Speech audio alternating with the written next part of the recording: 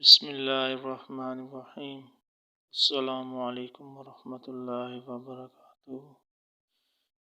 زبیدہ خاتون ایک نیک ملکہ تھی۔ اس نے نہر زبیدہ بنوا کر مخلوق خدا کو بہت فائدہ پہنچایا۔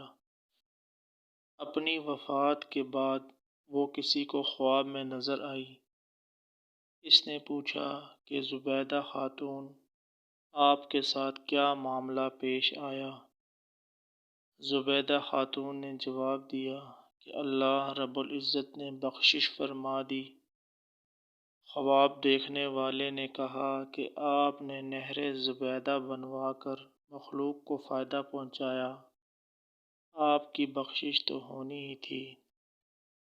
زبیدہ خاتون نے کہا نہیں نہیں، جب نہر زبیدہ والا عمل پیش ہوا تو پروردگار عالم نے فرمایا کہ کام تو تم نے خزانے کے پیسوں سے کروایا، اگر خزانہ نہ ہوتا تو نہر بھی نہ بنتی۔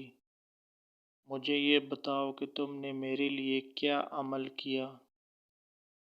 زبیدہ خاتون نے کہا کہ میں تو گھبرا گئی کہ اب کیا بنے گا، مگر اللہ رب العزت نے مجھ پر مہربانی فرمائی۔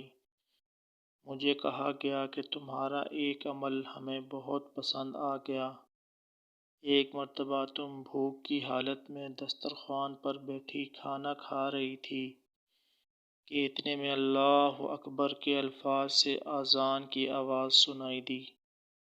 تمہارے ہاتھ میں لقمہ تھا اور سر سے دوپٹہ سرکا ہوا تھا۔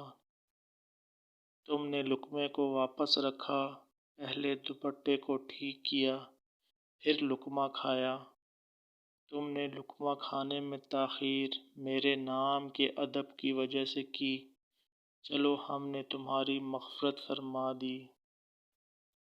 حضرت امام احمد بن حنبل رحمۃ اللہ علیہ کے مکان کے سامنے ایک لوہار رہتا تھا۔ بال بچوں کی کثرت کی وجہ سے وہ سارا دن کام میں لگا رہتا تھا۔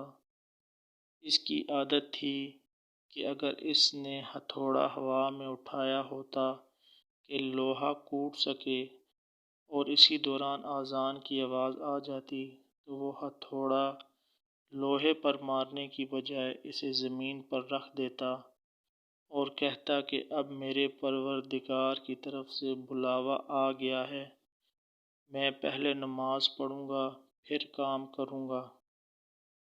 جب اس کی وفات ہوئی تو کسی کو خواب میں نظر آیا۔ اس نے پوچھا کہ کیا بنا؟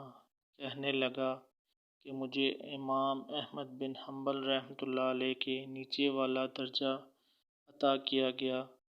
اس نے پوچھا کہ تمہارا علم و عمل اتنا تو نہیں تھا؟ اس نے جواب دیا کہ میں اللہ کے نام کا ادب کرتا تھا اور اذان کی آواز سنتے ہی کام روک دیتا تھا تاکہ نماز ادا کروں۔ اس ادب کی وجہ سے اللہ رب العزت نے مجھ پر مہربانی فرما دی۔